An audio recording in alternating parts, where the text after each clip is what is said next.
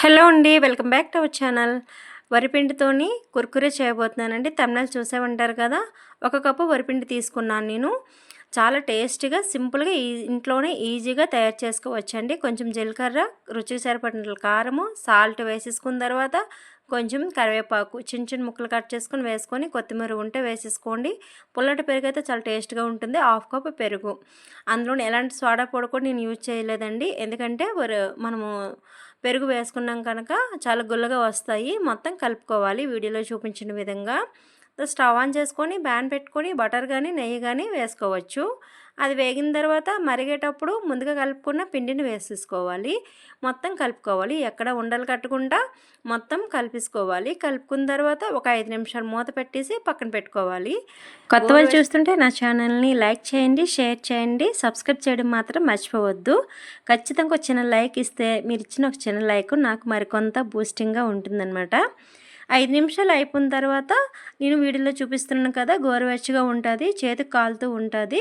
నెమ్మదిగా ఒక పెద్ద ప్లేట్లో వేసేసుకొని మొత్తం కలిపేసుకోవాలి ముద్దలాగా. అప్పటికి వరిపిండి కలలేదు అని అనుకోండి, అప్పుడు గోరువెచ్చని వాటర్ కొంచెం కొంచెం వేసుకుంటూ కలిపేసుకోండి. అప్పుడు ఇలా వస్తుందన్నమాట. మరీ మెత్తగా చేసేవద్దు, కొంచెం గట్టిగా ఉండేటట్లుగా కలిపేసుకోండి. అలా కలుపుకున్న తర్వాత ఒక 2 నిమిషాలు మూత పెట్టి పక్కన పెట్టుకోవాలి.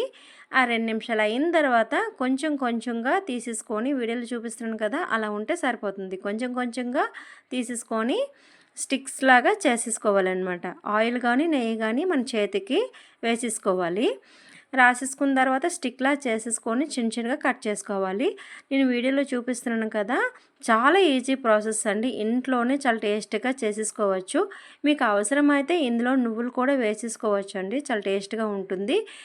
స్టిక్స్ అండి మీకు లావుగా కావాలంటే లావుగా చేసేసుకోండి, లేదు అంటే నేను వీడియోలో చూపిస్తున్నాను కదా అలాగైనా చేసుకోవచ్చు.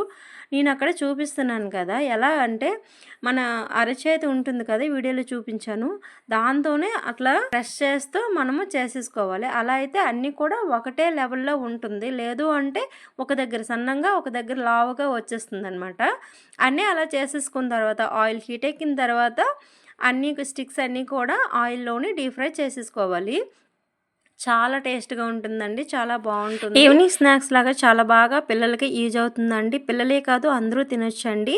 మీకు కారం కానీ నెక్స్ట్ సాల్ట్ కానీ సరిపడకపోతే మనం వరిపిండి ముద్ద కలుపుతాం కదా, అందులోనే గోరువెచ్చగా వాటర్లోనే కొంచెం సాల్ట్, కారం వేసేసుకొని మనం వరిపిండిలో వేసేసుకొని కలుపుకోవచ్చు. లేదు అంటే ముందు ప్రాసెస్లోనే సరిపడాగా వేసుకోవచ్చు అనమాట.